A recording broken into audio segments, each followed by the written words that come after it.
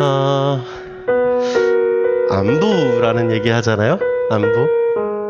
안부라는 게 잘 지내고 있습니까? 라고 하는 그런 소식이죠.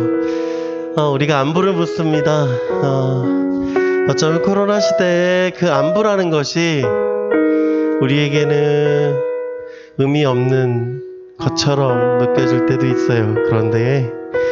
그러나 그 안에서 주신 하나님의 은혜가 있음을 우리가 고백하기를 원합니다.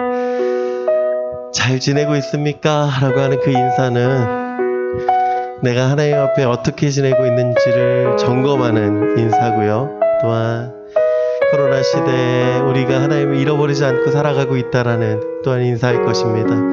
우리 그렇게 하나님 앞에 나아가기 원합니다. 하나님, 내가 이 시대에 정말 하나님 붙잡고 살아가기를 소망합니다. 이 시대에 주님을 갈망하기 원합니다. 이 시대에 주님을 바라보기를 소망합니다. 우리 다짐하며 결단하며 함께 기도하겠습니다. 하나님 감사합니다. 주님 바라보기를 소망합니다. 주여 역사하여 주시옵소서. 주의 은혜와 간절함을 가지고 주님 앞에 섭니다. 주님 바라보게 하시고 하나님 은혜의 역사 가운데 거하게 하여 주시옵소서. 우리가 무엇을 바라고 소망하고 무엇을 위하여 있으며 무엇을 위하여 달려가고 있는지 다시 한번 점검하게 하여 주시옵소서. 다시 한번 우리를 향하신 하나님의 뜻, 우리를 향하신 하나님의 계획, 우리를 향하신 하나님의 그 귀한 은혜에 살아가게 하여 주시옵소서. 그냥 단순히 잘 지내고 있다라고 하는 것, 그것은 내가 하나님 앞에 어떻게 살아가고 있는지를 점검하는 시간이 되기를 소망하며 끊임없이 싸워해가는 그 시간의 삶이며 끊임없이 열심을 달려가는 우리의 삶임을 주님 앞에 고백하오니 주의 은혜를 베풀어 주시옵소서. 하나님 감사합니다. 하나님, 우리가 하나님 앞에 나아가기 원합니다. 하나님, 우리가 어떤 모습으로 있는지 다시 한번 점검하게 하시고 주를 향한 열심과 주를 향한 달려감과 주를 향한 갈망 가운데 서게 하여 주시옵소서. 여전히 우린 연약하고 여전히 우린 부족하지만 주님 바라보는 삶이 되기를 소망하오니 주여 하나님 함께 하시고 은혜로 충만케 하여 주시옵소서. 감사드리며 사랑이 많으신 우리 주 예수 그리스도의 이름으로 기도드리옵나이다. 아멘.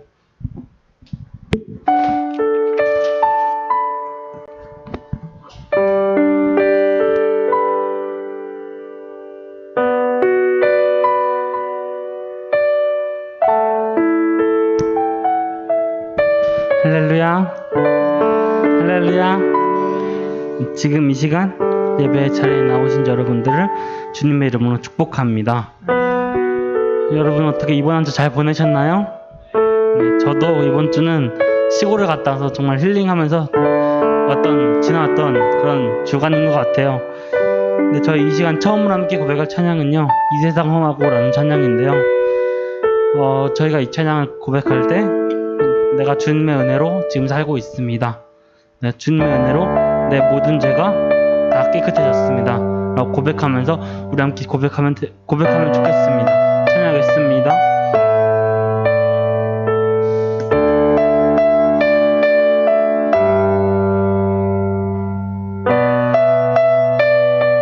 이 세상 험하고 이 세상 험하고 나 비록 약하나 늘 기도 힘쓰며 큰 권능 얻겠네.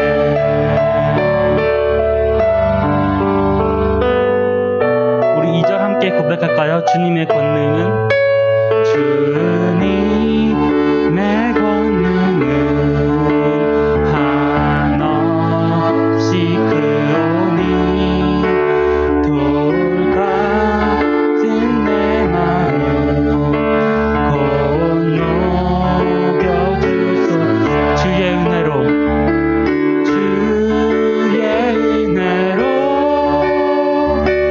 계속 받아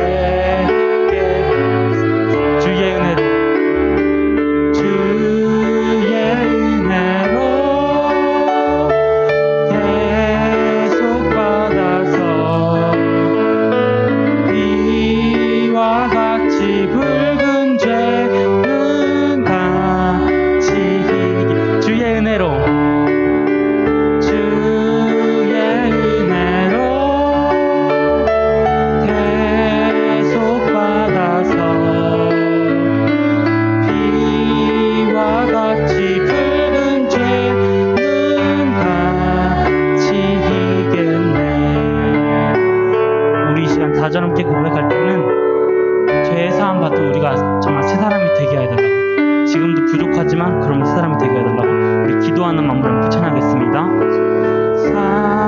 사함받은 후 새 사람 되어서 주 앞에 서는 날 늘 찬송 주 앞에 서는 날 주 앞에 서는 날 늘 찬송 주 앞에 서는 날 주 앞에 서는 날 늘 찬송하리 주의 은혜로 주의 은혜로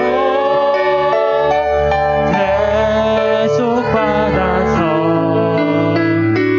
비와 같이 붉은 죄는 같이 희게 주의 은혜로 주의 은혜로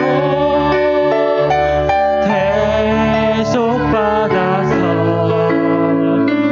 비와 같이 붉은 죄는 같이 이겠네.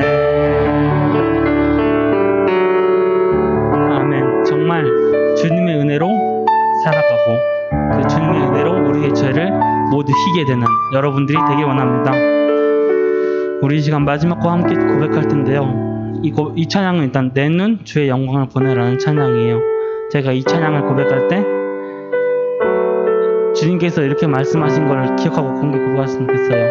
너희의 이전 영광이 너의 그 후의 영광이 더 크리라 이렇게 말씀하셨던 걸 기억하면서 우리가 지금은 이렇게 비록 몇 명 온라인으로 이렇게 예배드리고 있지만 이게 끝나고 나서 정말 그 뒤에 부어주실 우리 주님께서 은혜를 기대하며 우리 함께 찬양하면 좋겠습니다. 우리 함께 찬양하겠습니다.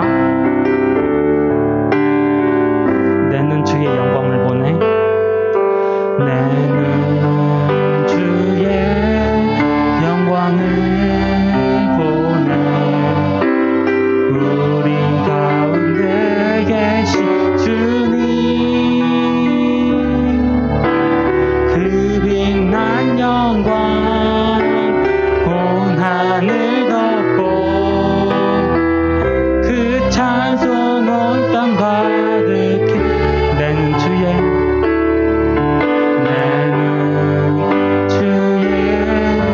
영광을 보내 찬송 가운데 서신 주님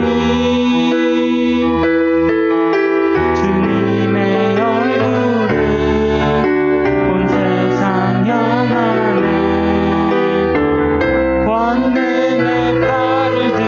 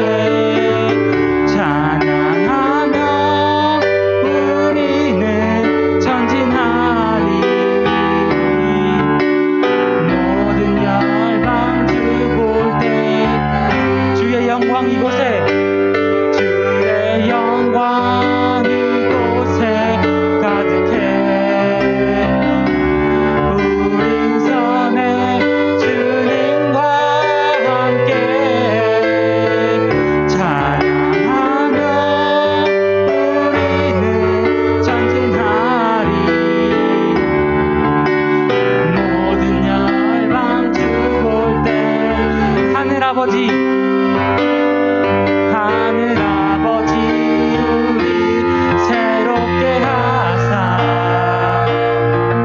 열방 중에서 주를 섬기게 하소서.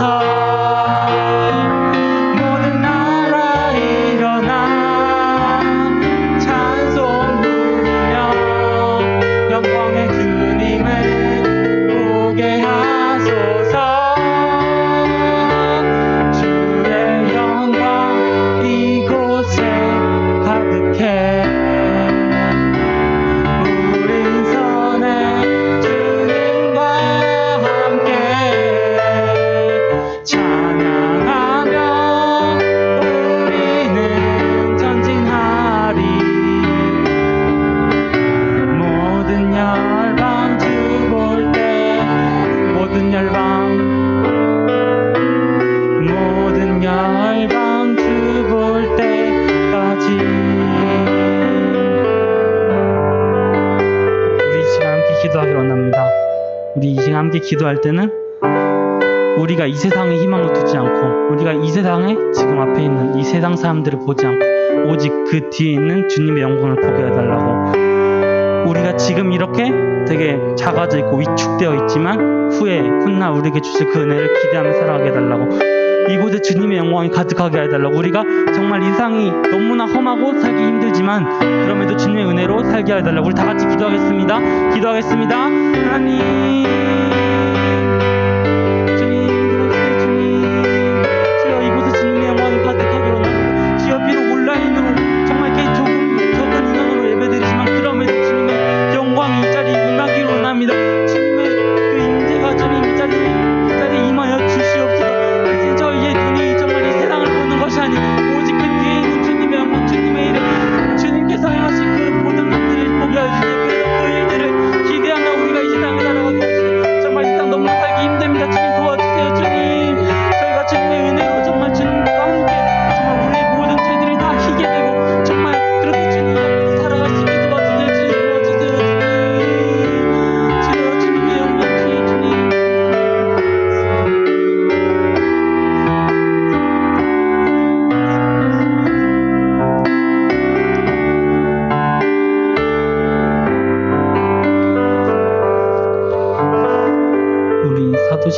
우리 사도신경으로 신앙 고백하겠습니다.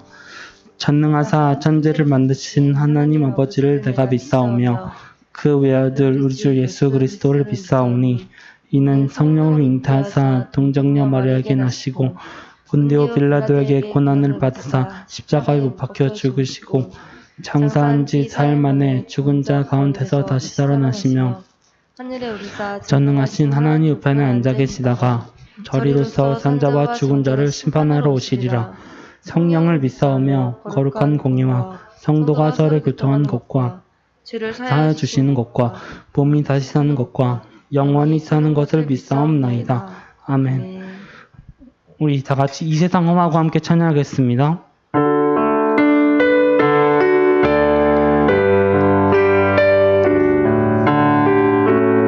이 세상 험하고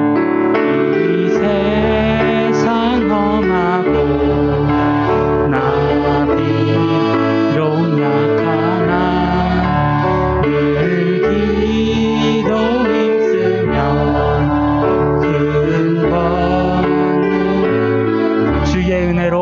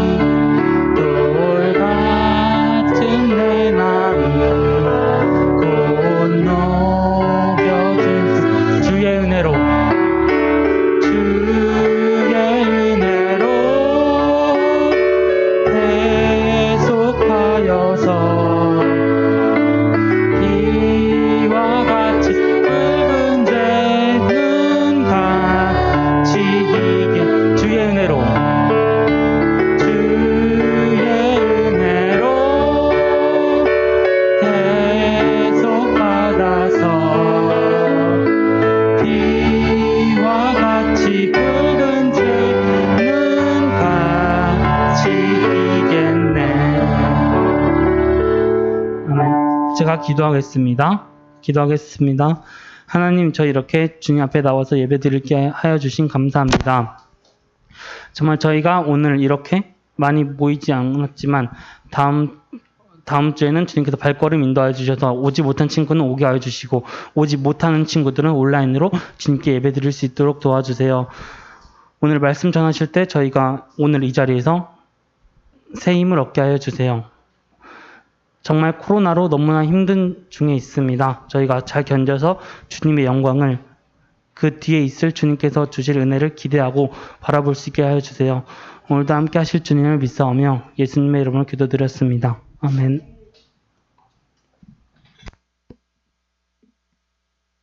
감사합니다. 우리 말씀 같이 봅니다. 우리 말씀은 느헤미야 13장 말씀. 13장 30절부터 31절 말씀. 우리 2절밖에 안 되니까 우리 같이 읽습니다. 13장 30절과 31절 시작. 내가 이와 같이 그들에게 이방 사람을 떠나게 하여 그들을 깨끗하게 하고 또 제사장들과 각각 자기의 일을 맡게 하고 또 정한 기한의 나무와 처음 익은 것을 드리게 하였사오니 내 하나님은 나를 기억하사 복을 주옵소서. 아멘. 잘들 지내셨어요? 드디어 느헤미야가 이제 끝이 났습니다.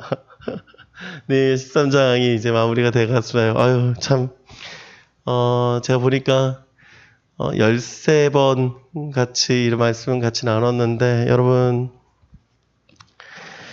그래요.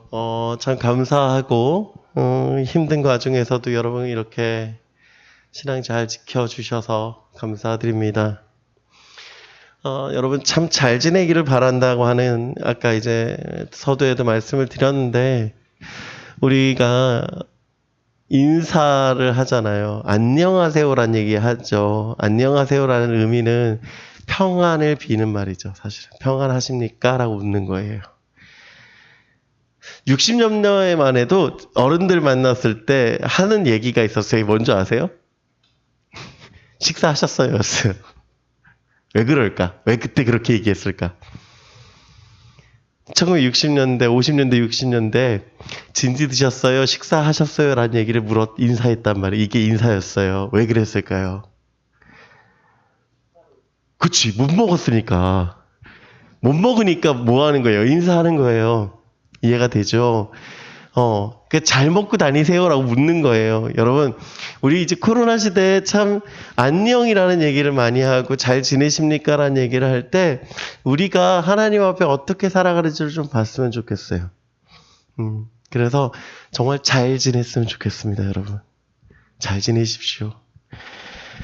우리가 참 오랜 시간, 지금 코로나를 지내가고 있지만 여러분 참 지금처럼 힘든 시간은 또 없는 것 같아요. 모르겠습니다. 언제까지 이것이 계속될지 모르나 여러분들 개학이 다가온다라는 거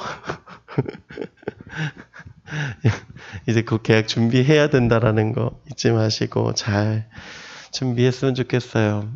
신앙도 마찬가지입니다. 회복해야 될 필요가 있어요. 그래서 내일부터 기도 콘서트가 진행이 됩니다. 내일 새벽 5시, 저녁 9시에 이제 2번에 걸쳐서 예배가 이제 진행이 되는데, 꼭 교회로 못 와도 괜찮아요. 여러분이 있는 곳에서 9시에 온라인으로, 5시에 온라인으로 동시에 진행이 되니까 여러분들 같이 좀 참여했으면 좋겠고, 신앙 회복하는 일에 여러분 이 시간이 놓치면 우리는 또다시 언제 회복되어지지 못한다라는 것 좀 기억하시고 여러분들 좀 여러분 신앙 지키는 일에 좀 열심히 했으면 좋겠습니다. 내일 새벽 5시부터 여러분 진행될 텐데 여러분 힘내시고 잘 함께 동참해 주시면 좋을 것 같습니다. 그래요. 우리가 계속 얘기하는 건데 느헤미야서 오늘 마무리하려고 합니다. 여러분 신앙에 고민 있으세요? 고민 같은 거 잘 없지? 특별히 학교 생활 그런 거에 고민은 있을지 몰라도 신앙의 고민 잘 안 하는 것 같아요. 제가 여러분 나이 때 신앙으로 가장 고민했던 게 뭐였는 줄 아세요? 뭘 것 같으세요? 제일 크게 고민했던 게 이거였습니다. 나 천국 갈 수 있을까? 였어요. 나 천국 갈 수 있을까? 하나님 살아계심도 알고요. 예수님이 나 때문에 십자가에 돌아가신 것도 알아요. 그런데 천국 가는 게 걱정이 돼요. 왜 그런 줄 아십니까? 죄가 해결이 안 돼요. 반복적으로 지어지는 죄들이 해결이 안 돼요. 끊임없이 죄를 짓고 있는 내 모습을 보니까 어떠냐면, 예수님이 다 용서해 주셨다고 해서 나 천국 갈 수 있는 줄 알았는데, 한 며칠 지나고 나니까 또다시 똑같은 모습으로 있으니까 뭐냐면, 나 이렇게 천국 갈 수 있을까? 그런 고민이 되는 거예요. 수련회 가서 눈물로 기도할 때 목사님들 막 얘기하시잖아요. 여러분 어떻게 사시겠습니까? 그러면 저도 자신 있게 이렇게 제가 하나님 위해서 살아가겠습니다. 결심하겠습니다. 다짐하겠습니다. 제가 하겠습니다. 그랬는데 수련회 딱 끝나고 집에 오면서 여전히 똑같아지더라고. 똑같은 거예요. 달라지는 게 없는 거예요. 그러니까 돌아오면서 그때는 천국 갈 수 있을 것 같아. 수련회 때만은. 수련회 때는 나 천국 갈 수 있어! 막 그러고서는 떳떳하게 막 다짐하면서 원단 말이지. 집에 딱 오는데 문 열고 딱 집에 가서 자고 일어나면 어떻게 돼요? 똑같아. 안 달라져. 안 달라지더라. 그 주간에 교회 가서 똑같이 죄진 거 하나님한테 회개하고 있는 내 모습 보니까 무슨 생각이 드냐면 이거는 이거는 쳇바퀴야. 여러분. 쳇바퀴 돌고 있는 거예요. 내가 기도 열심히 했다니까? 주님 앞에 인정받았고 시선 받았어. 근데 뭐가 문제가 안 돼? 해결이 안 돼, 해결이. 여러분. 이 말씀 드린 이유는 이 말씀에 대한 얘기를 하려고 하는 건 아니니까 오해하지 마십시오. 후에 제가 하나님 정말 인격적으로 만나고 다시 한번 하나님 앞에서 발견되어지고 제가 하나님 앞에서 공부하다 보니까 이제 뭘 깨닫냐면 이게 문제가 아니구나라는 걸 깨닫게 돼요. 이 문제 때문에 고민하는 친구들이 있으면 저를 만나시고 이런 문제 때문에 괜히 인터넷 찾으면서 영상 같은 거 찾지 마세요. 대부분이 다 신천지고 구원파고 잘못된 이단들이 이 얘기가 더 많아요. 그러니까 제발 부탁인데 그런 고민이 있으면 찾아와. 뭐라고 안 합니다, 저. 왜냐면 저도 여러분하고 똑같은 고민이 있었기 때문에. 결론적인 얘기를 하면 이것이었어요. 뭐였냐면 이거예요.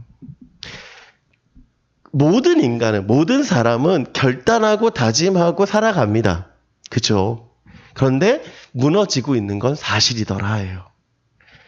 여러분 어떻습니까? 교회 밖을 나가자마자 우리는 화를 내고 분노하고 다른 일을 하고 있는 우리의 모습들을 발견하고 있는 거예요. 오늘 이제 13장을 통해서 느헤미야가 마치게 됩니다. 지난주까지 어땠습니까? 성전이 완공이 되고 하나님께 봉헌식으로 영광 돌리는 느헤미야서를 바라보죠. 그들이 얼만큼 하나님 앞에 열심을 냈습니까? 자신이 가진 것 다 드려서 성벽을 재건했고 하나님 앞에 기쁨으로 예배했고 하나님 앞에 정말 살기 위해서 몸부림쳤던 그들이에요. 그런데 그들이 얼마 지나지 않아서 다시금 돌아가고 있었음을 성경은 이야기하고 있습니다. 7절 말씀 우리 한번 같이 볼까요? 같이 읽습니다. 시작. 예루살렘에 이르러서야 엘리야십이 도비야를 위하여 하나님의 전뜰에 방을 만든 악한 일을 안지라. 누가 아는 거냐면 느헤미야가 아는 거예요. 여러분 다시금 돌아가는 거예요. 다시금. 여러분 해피엔딩 같은 성벽 회복이 해피엔딩이 아니게 돼버리는 사건인 거예요. 여러분 만약 12장으로 끝이 났으면 해피엔딩이겠죠. 그렇지 않아요? 12장이 해피엔딩으로 끝났을 거 아니에요. 12장은 끝났으면. 왜? 봉헌식으로 끝났으니까. 그쵸? 그런데 12장 이후에 이들의 모습은 어떠냐면 다시금 원상태로 돌아가는 거예요. 성벽을 재건했고 언약을 갱신했고 기쁨을 봉헌 예배 드렸습니다. 얼마나 좋은 해피엔딩이에요. 그런데 다시금 예전처럼 돌아가고 있는 거예요. 다시금 그들은 무너져 버리고 있습니다. 왜 성경은 이 얘기를 하고 있느냐라는 거예요. 왜 성경은 그들의 실패를 다시금 이야기하고 있을까? 이유는 여기 있습니다. 뭐예요? 날마다 싸우지 않으면 우리도 그들과 다르지 않는다라는 거예요. 여러분, 오늘 멈추지 말아야 된다라고, 끊임없다라고 얘기하는 거는 날마다 싸워야 되는 거예요. 싸움이 우리가에게 뭐한 거예요? 필요한 거예요. 싸워야 하는 거예요. 싸워야 하는 거. 다시 범죄하려고 하는 우리의 마음과 싸워야 합니다. 다시 죄 가운데 나아가고 있는 우리와 싸워야 됩니다. 다시금 싸워서 우리가 하나님 앞에서 승리할 때 뭐 할 수 있어요? 살아가는 거예요. 여러분, 살아가는 거예요. 패배해도 괜찮아요. 뭐만 하지 않으면 돼요. 멈추지만 않으면 돼요. 이유가 뭔지 결론적인 말씀드리겠습니다. 전쟁은 예수님께서 승리하셨기 때문에 끊임없이 싸우면 돼요. 이해가 됩니까? 이해가 돼요? 전쟁은 끝이 났어요, 사실은. 예수님이 사단을 이겼습니다. 그걸로 끝났어요. 그런데 우리는 뭐 해야 되냐면 끊임없이 우리의 남아있는 것들과 뭐 해야 되는 거예요? 싸워야 되는 거예요. 끊임없이. 이게 우리에게 필요한 거예요. 이해가 되죠? 대전쟁은 끝이 났지만 우리에게 있는 소규모의 전투는 뭐 하는 거예요? 끊임없이 우리가 싸워서 이겨나가야 되는 것입니다. 왜요? 우리가 승리하기 위해서. 그렇다면 우리는 뭘부터 준비해야 될까요? 첫 번째, 세상의 가치관을 버려야 해요. 세상의 가치관을 버려야 돼요. 가치관을 새롭게 세워야 됩니다. 여러분, 어떻게 이 일이 가능할까요? 어떻게 그렇게 살아갈까요? 오늘 성경 말씀 보니까 다시금 돌아갔어요. 그죠? 제사장 아비야 엘리야십이 어떻게 합니까? 도비야를 통해서 무너져 있음을 보게 되는 거예요. 왜 무너졌느냐? 느헤미야가 수산성에 돌아가는 일이 생겨요. 자, 지도를 봅니다. 자, 예루살렘이 여기 있어요. 예루살렘이 여기 있는데 느헤미야가 성벽을 완공하고 난 뒤에 수산성에서 부릅니다. 느헤미야를. 왜 부르느냐? 지금 주변 국가였던 도비야 산발랏이 느헤미야를 참소했어요. 아닥사스 왕에게 참소하면서 어떻게 얘기를 하느냐? 느헤미야가 성을 완공하고 왕으로 세워지기 위해서 왕에게 반란을 계획합니다라고 참소했어요. 자, 그 얘기 우리가 봤잖아요, 미리. 그 이야기가 누구한테 들리면 아닥사스 왕까지 들렸어요. 그래서 느헤미야에게 오라라고 얘기를 합니다. 그리고 느헤미야는 성벽이 완공된 이후에 봉헌식 이후에 그 보고를 위해서 수산성에 가요. 자, 지금도 거리가 얼마큼 멀리 떨어졌습니까? 어마어마하게 떨어져 있죠. 이 길을 이렇게 가로질러 갈 수가 없어요. 여기 보시나요? 이렇게 돌아가는 길? 돌아가는 것처럼 똑같이 느헤미야도 이렇게 돌아갈 수밖에 없어요. 그러다 보니까 얼마큼 기간이 걸리느냐? 이 기간이 짧게는 2년, 길게는 10년 정도 걸렸다라고 성경학자들은 얘기해요.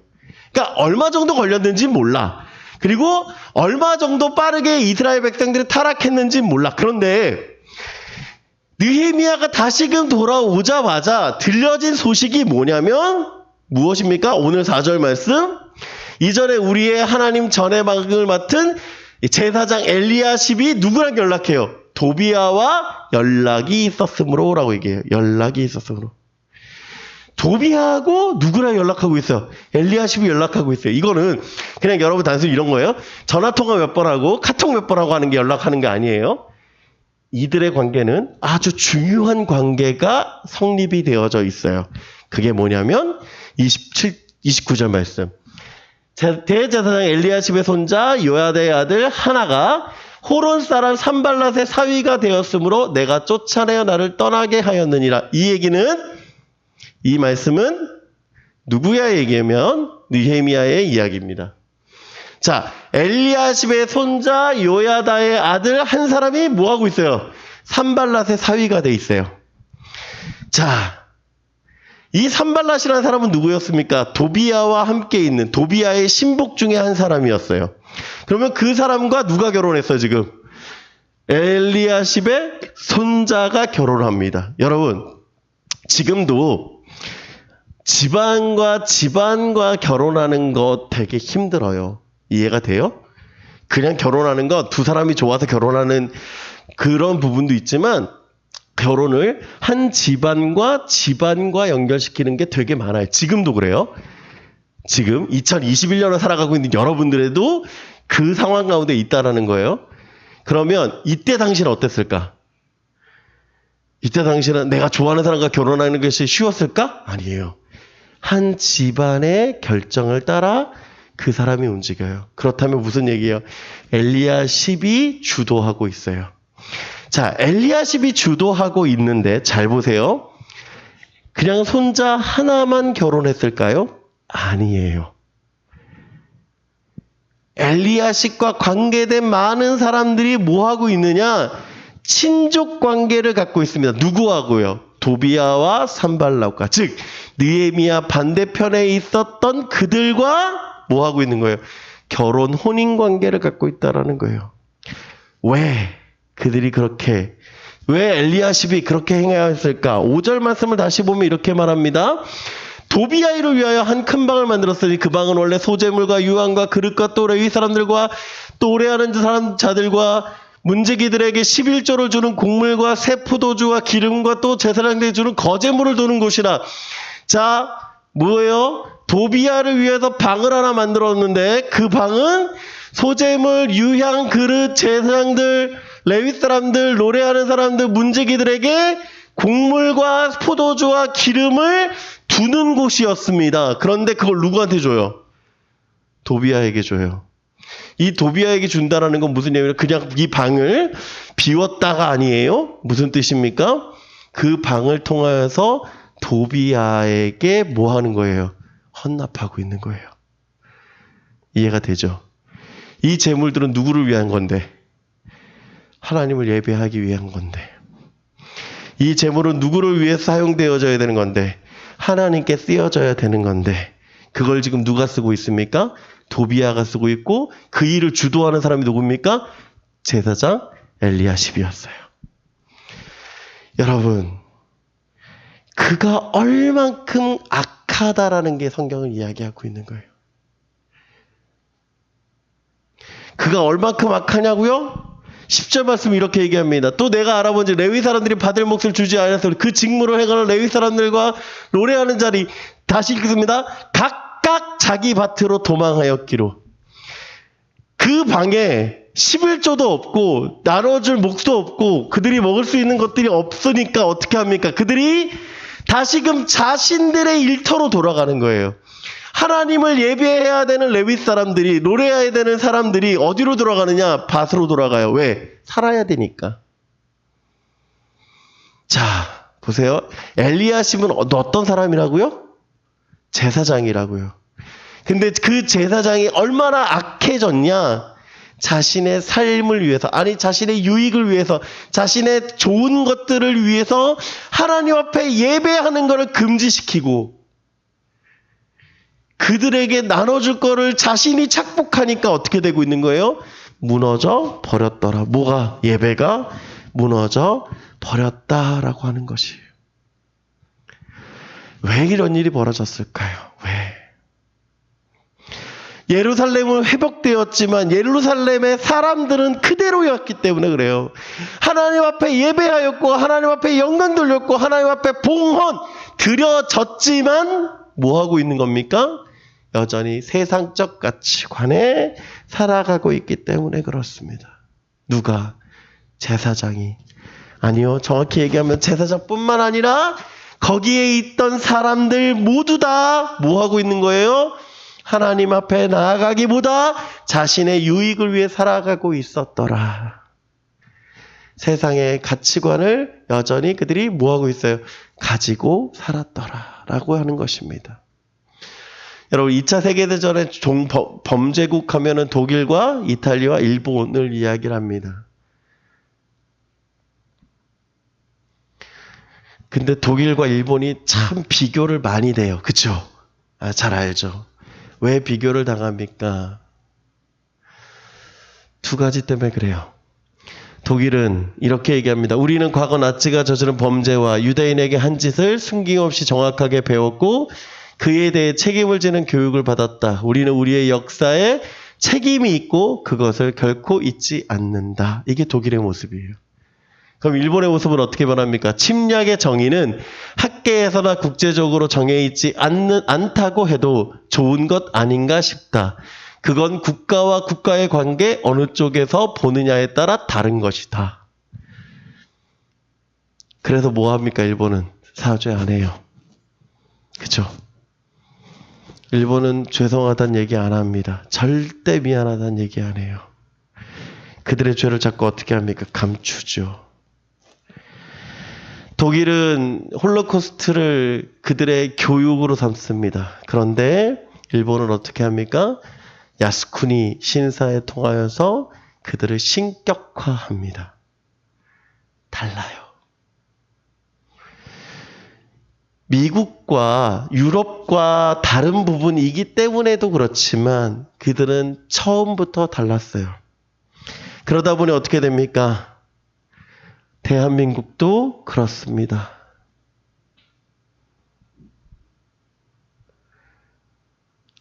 (1948년) 45년이죠. 45년 광복이 되고 그 후로 꽤 많은 시간이 지났습니다. 그런데 여전히 뭐 하고 있어요? 어려워하고 있어요, 우리는. 수학여행, 추리링, 땡깡 다 일본어입니다. 알고 계셨어요? 와사비? 일본어죠. 오뎅? 일본어죠. 다 일본어잖아요. 뭐 하고 있어요, 우리? 안 바뀌었어요. 일본의 전제들이 해결되지 않고 해방을 맞았습니다. 해방 후에도 그거를 처리하기 위해서 우리나라가 주도권을 갖고 있지가 않았어요. 미국이 주도권을 갖고 소련이 주도권을 갖다 보니 일본에 있었던 사람들을 등용하기 시작했습니다. 일본에 친일 행적 있던 사람들이 자신의 행적들을 지우고 그냥 그대로 살아갑니다. 그 죄가들이 뭉쳐져요. 전쟁으로 50년의 전쟁을 통하여서 3년이라는 긴 시간 동안 전쟁을 통하여서 그것들은 다 덮어져 버렸습니다. 그리고 지금 현재까지 우리가 왔습니다. 비단 이걸 한국 정치를 비판하기 위해서 제가 말씀을 드리는 것이 아닙니다. 무슨 뜻입니까? 해결되지 않아서요. 해결되지 않은 것. 버려야 함에도 불구하고 버리지 못해요. 바꿔야 됨에도 불구하고 바꾸지 않아요. 그러니까 여전히 어떻게 합니까? 그대로 남아있어요. 여러분, 암 치료를 할 때 보면 절제하는 게 가장 암 치료에 효과적입니다. 그게 수술이에요. 그런데 수술을 하지 못할 경우가 생겨요. 너무 많이 퍼져 있든지 아니면 생명의 가장 위협한 부분에 있으면 그 부분을 놔둡니다. 그리고 그 부분을 놔두면서 하는 일이 있어요. 그게 뭐냐면 추적하는 거예요. 병이 더 발생하지 않도록 추적하는 거예요. 더 그 암이 활동하지 못하도록 추적하는 거예요. 그래서 그 추적해서 끝내 암을 제거하도록 하는 것입니다. 여러분, 우리의 신앙도 마찬가지입니다. 버려야 할 것들을 빨리 버려야 돼요. 그런데 여러분 한번 생각해 보십시오. 우리 핸드폰이 죄의 문제라고 해서 이 핸드폰을 버리고 나면 여러분 어떻게 살아갈래요? 컴퓨터가 여러분 죄의 문제라고 해서 컴퓨터를 버리고 나면 어떻게 살아가요? 우리 살 수 없어요. 그쵸? 나 컴퓨터 없이 살 수 있어요?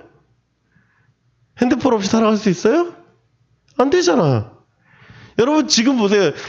밖에 교회 예배 마치고 밖에 나가자마자 딱 제일 먼저 하는 게 뭡니까? 핸드폰 보는 거 아니에요? 그쵸? 집에 가자마자 하는 일이 뭡니까? 핸드폰 보는 거 아니에요? 여러분 안 되잖아요. 버릴 수 없어요. 그럼 어떻게 하냐예요, 문제는. 완전히 버리지가 못해요. 그럼 어떻게 하나요? 싸워야 돼요. 싸워야 되는 거예요. 버려지지 않으면 추적하는 거예요. 내가 무엇 하고 있는지를 보는 거예요. 내가 무엇 하고 있는지를 찾아보는 거예요. 내가 무엇 하고 있는지 확인하는 거예요. 끊임없이 확인해서 뭐 하는 것이냐? 완전히 버려지도록 노력하는 거예요. 이게 죄 가운데 들어가지 않도록 내가 점검하는 거예요. 그게 우리 안에 필요해요, 여러분. 그게 필요해요. 여러분 어떻게 살아가십니까가 아니라 싸워야 되는 거예요. 싸워야 되는 것. 그들과 똑같아요. 똑같기 때문에 우리는 어떻게 돼요? 달라질 필요가 있는 거예요. 끊임없이 싸우고 끊임없이 싸워서 뭐 하기로? 승리하시기를 간절히 부탁드립니다. 여러분, 세상 가치관 힘들어요. 그거 버리기 너무 어려워요.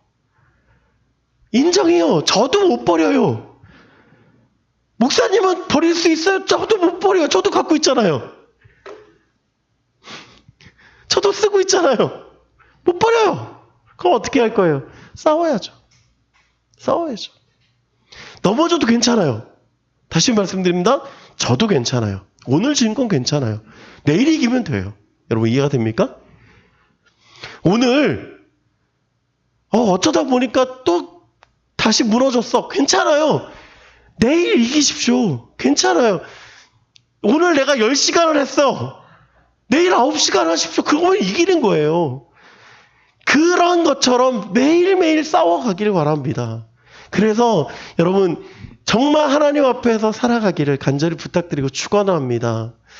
리처드 포스터 목사님이 쓰신 돈, 섹스, 권력이라는 책입니다. 이 책에 아주 중요한 얘기를 하시는데 우리 같이 한번 읽어볼까요? 시작! 오늘날에 있어서 긴급히 필요한 일은 신앙을 가진 사람들이 신실하게 사는 것이다. 이것은 인간이 실존하고 있는 모든 영역에 해당하는 일이지만 특별히 돈과 섹스와 권력과 관계에서 더욱 기묘한 일이다. 자, 보세요. 오늘날에 있어서 긴급히 가장 중요한 일은 뭐냐면 신앙을 가져서 신실하게 사는 거예요. 신실하게. 근데 어디에 부분에서? 돈, 섹스, 권력. 돈과 성과 권력에 이에서 가장 중요한 겁니다. 그 중에 오늘은 돈에 대한 얘기를 하려고 합니다. 여러분, 돈 어때요? 좋아요. 그지? 돈 좋아요. 그죠? 여러분 한번 생각해보세요. 얼마 있으면 여러분 행복할 것 같아요? 요즘은 로또 돼도 집 못 산대. 로또 1등이 돼도 집을 못 산대요. 내가 그 얘기를 들으면서 나는 그러면 집은 못 사겠구나. 그게 제일 큰 생각이었는데 여러분 쉽지 않죠. 살아가는 거. 특별히 돈이라는 부분에서. 근데 한 목사님이 이렇게 얘기를 하시더라고요. 우리 아침 한번 읽어볼까요? 시작. 돈은 사용의 대상이지 사랑의 대상이 아니다.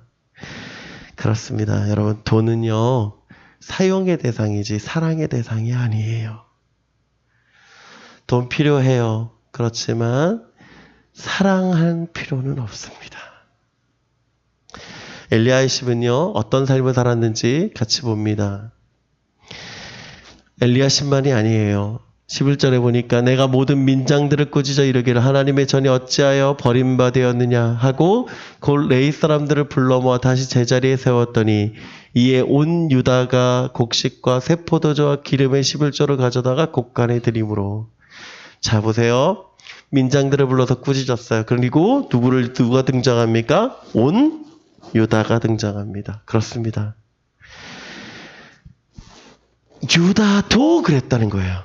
몇 년 동안 몇 달 동안 했는지 모르지만 뭐 하지 않았어요? 11조를 드리지 않았어요.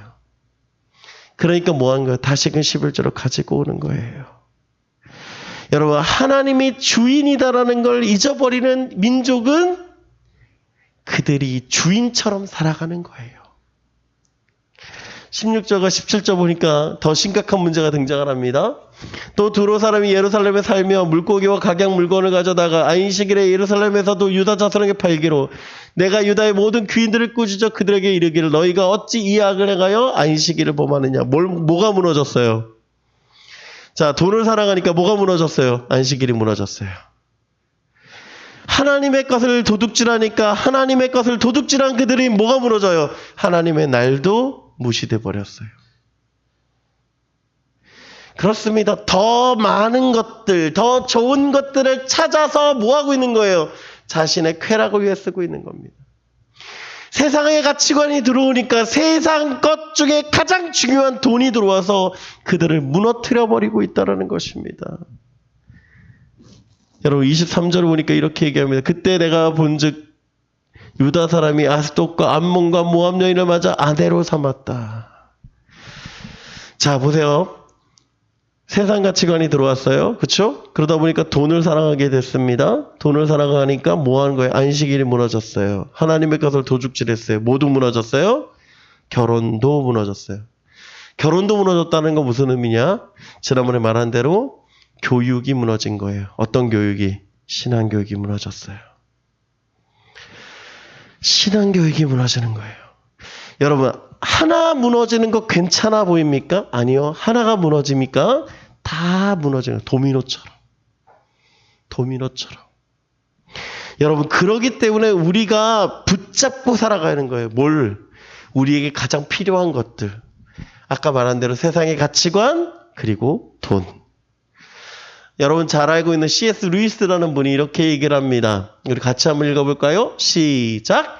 하나님과 더불어 다른 모든 것을 가졌을지라도 하나님 한 분만 가진 사람보다 더 많이 가진 것은 아니다. 여러분 이게 얼마나 놀라운 의미인 줄 아십니까? 하나님과 더불어서 다른 모든 것 가졌더라도 하나님만 가진 사람보다 더 많이 가진 것은 아니래요. 이해가 됩니까? 여러분 더 많이가 아니라 뭐만 맞으면 되는 거예요. 우리 하나님만. 그렇습니다. 돈을 사랑하지 않는 방법은요. 하나님 더 사랑하는 거예요. 여러분 돈 사랑하는 게 가장 많이 무너지는 거죠. 돈 사랑하는 거. 여러분 돈 사랑하는 거 너무 좋아하지 마세요. 돈 필요하면 하나님 주십니다. 하나님 주세요. 정말로 주세요. 제가 하나님 앞에 무서운 게 뭐냐면 하나님 돈 주실 때예요. 돈 주실 때. 농담이 아니라 진짜로 돈 주실 때. 제가 1년 사역을 쉬게 되는 교통사고를 당하고 1년 사역을 쉴 때 이제 교회 사역이 끊기니까 돈이 없잖아요. 돈이 없으니까 제가 하고 싶은 것들을 못하게 되잖아요. 그 돈 하고 싶은 것도 못하게 하는 것 중에 가장 한 가지가 뭐냐면 이거였어요. 내일 뭐 하지였어요. 내일 뭐 하지. 그때 제가 DTS라고 예수전도단 제자훈련을 받게 됐는데 그 학비가 140만 원이었어요. 한 학기 학비가. 근데 봐요. 재정도 없어요. 그때 은찬이가 태어나고 이제 돌 되기 한 2, 3개월 전이었거든요. 그러니 아들 둘에 재정도 없는 그러니까 우리 집사람이 벌어서 사는 게 전부였던 사람이 140만 원이라는 돈이 어디 있겠냐고요. 없잖아요. 그러고 있는데 어느 날 한 집사님이 저한테 전화가 왔어요. 목사님 많이 힘드시죠? 하시면서 140만 원을 저한테 보내신 거예요. 그거 받고요. 제가 무슨 고민인 줄 아세요? 하나님 저 이거 못 받아요. 돌려드릴게요. 딱 그랬어요. 그리고 나서 하나님이 저한테 어떤 사람들을 통해서 어떻게 얘기하시냐면 너 그거 아니야 라고 얘기하시는 거예요. 그거 가지고 열심히 하나님의 은혜 가운데 살아. 정말 그거 받아서요. 1년을 살아갔거든요. 학비 전액을 내고 나서 1년 동안 재정이 얼마큼 막히는 줄 아세요? 우리 아내가 벌어온 월급은 괜찮아요. 그게 멈추진 않았어요. 뭐가 멈추냐면 은행 이 문을 닫아서 돈이 묶였어요. 은행 돈이. 그러니까 쓸 수 있는 돈이 여유가 하나도 없어. 이해가 돼요? 은행에 저축을 했는데 그 저축된 것이 그냥 제로야. 왜? 출금을 못하니까. 월급 제외하고. 그러고서 1년을 살았어요, 제가. 얼마나 힘들었는지. 그걸 알고 나니까 제가 지금도 하나님 앞에 그러거든요. 하나님 저 돈 주지 마세요, 그러거든요. 그거 주시면 얼마나 힘든지 알기 때문에. 여러분, 그래요. 하나님은 필요하면 주세요. 정말이에요. 하나님 필요하시면 얼마든지 더 주실 수 있어요. 여러분이 생각지도 못할끔 주세요. 그렇지만 하나님을 사랑하는 것, 하나님보다 돈을 사랑하면 하나님은 그거 가져가십니다. 내가 넘치도록 있더라도. 여러분, 돈 사랑하지 말고 하나님 사랑합시다. 알겠죠? 여러분, 그렇게 살아가기를 간절히 부탁을 드립니다. 여러분, 하나님만 가져도 행복할 줄 믿습니다. 자, 존 오웬에 이렇게 얘기를 합니다.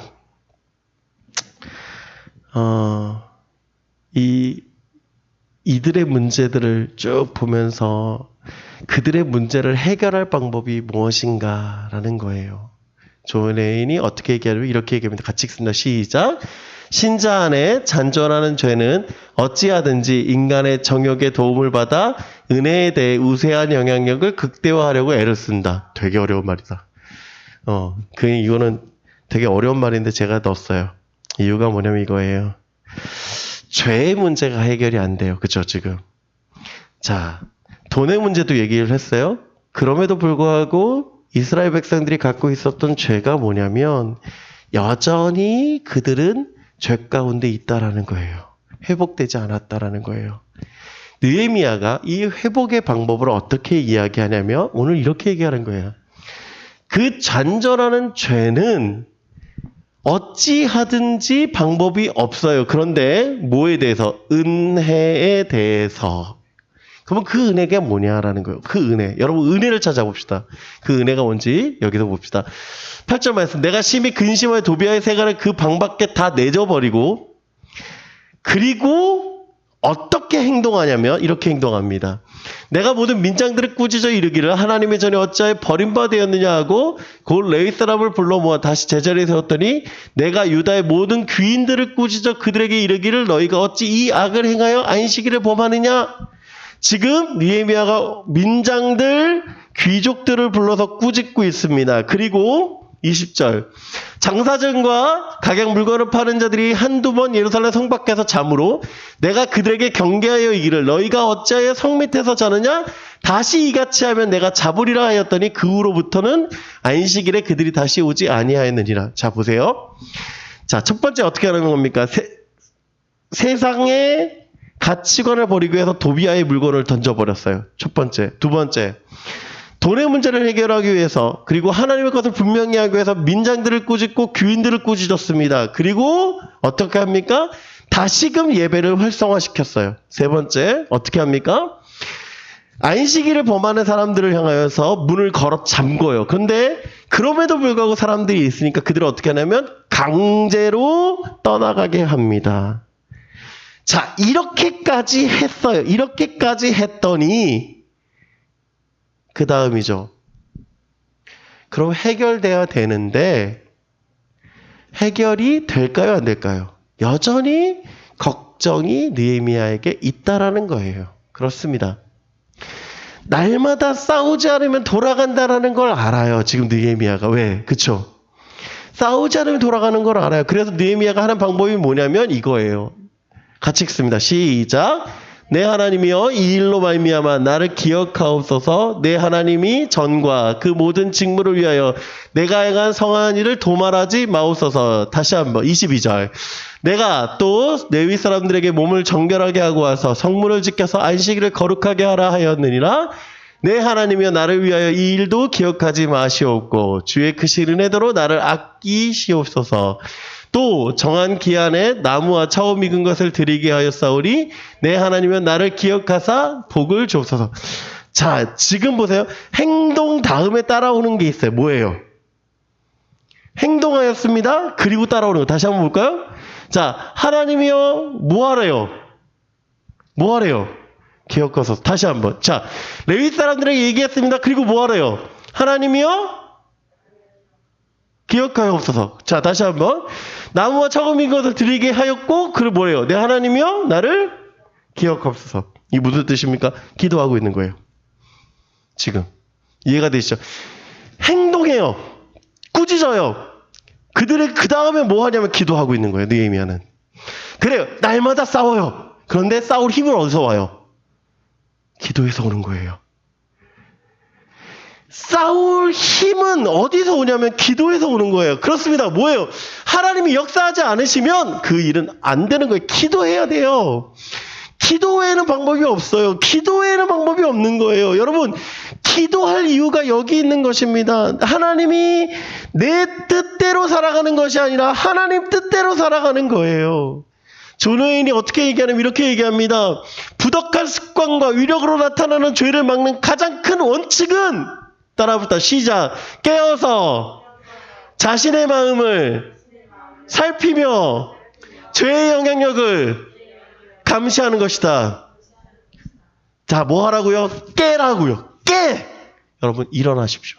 그게 뭐냐면 기도하는 거예요. 기도하면 자신의 마음을 살피는 거예요. 그래서 뭐 하는 거예요? 죄의 영향력이 내게 역사하지 못하도록 감시할 필요가 우리 안에 있는 것입니다. 여러분, 그렇습니다. 행동하십시오. 그리고 기도하십시오. 그때 우리는 끝까지 싸울 수 있습니다. 여러분, 승리하기를 간절히 소망합니다. Don't stop when you are tired. Stop when you are done. 여기 보니까 unknown, 무명이라고 돼 있죠. 누가 한 말인지 모르지만 이렇게 얘기를 해요. 지쳐서 멈추지 말고 끝났을 때 멈춰라 라는 얘기를 합니다. 이 이야기를 누가 하냐면 카니에 웨스트라고 하는 킴 카사디안의 전 남편이죠. 카니에 웨스트가 시카고의 유명 미대 스쿨인 스쿨 오브 아트 인 스튜디오 오브 시카고 졸업식에서 이 이야기를 합니다.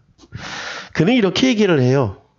나는 항상 발려드리기 위해 투쟁을 해야 했다. 성공적인 뮤지션으로도 디자이너로 전환하는 것은 정말 불가능에 가까운 일이었다. 당신이 절대적인 최고가 되었을 때 가장 미움받게 되어진다. 절대 싸움을 멈추지 마라. 사람들이 뭐라고 하든지 상관없다. 사람들이 아무리 당신을 타협시키려고 해도 당신의 비전에 타협해라. 그는 이렇게 얘기합니다. 자신은 흑인이었기 때문에 차별당했고 자신은 자신의 음악을 인정받기 위해서 평론가들과 싸워야 했으며 디자이너가 되기 위해서 많은 사람들과 싸워야 했다라는 얘기를 합니다.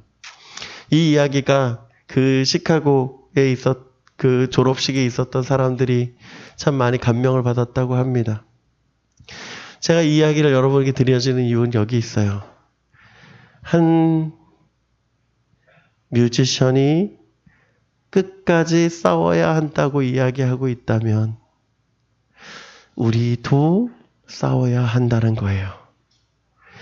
세상을 살기 위해서 싸우고 있다면 우리는 신앙 때문에 싸워야 하는 거예요.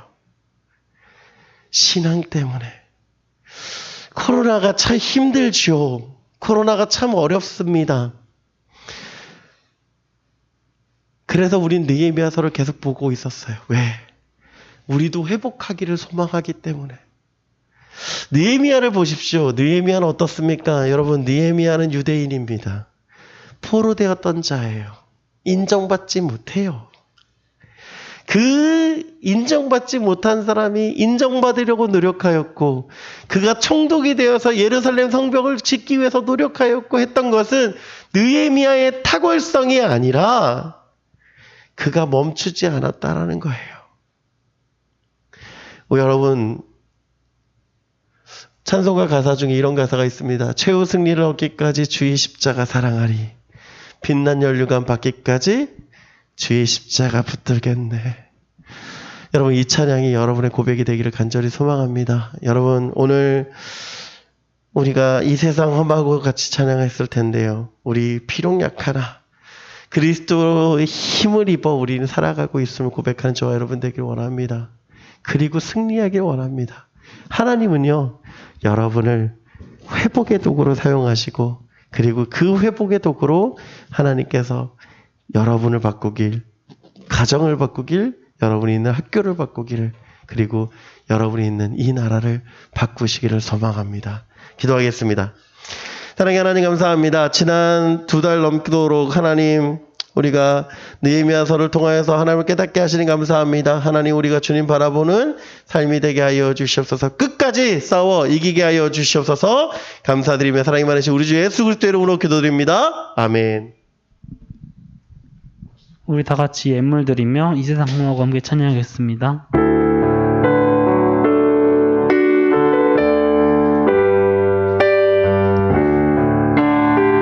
이 세상 험하고 이 세상 험하고 나 비록 약하나 늘 기도 힘쓰며 큰 권능 없겠네. 권능 없겠네. 주의 은혜로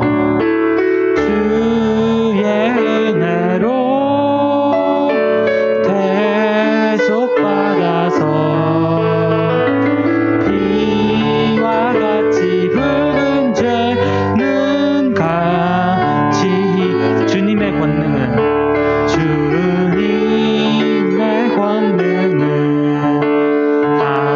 한없이 크오니 돌 같은 내 마음 높여 주소서.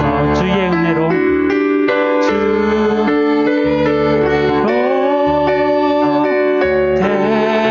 대속하여서 비와 같이 붉은 죄는 같이 주의 은혜로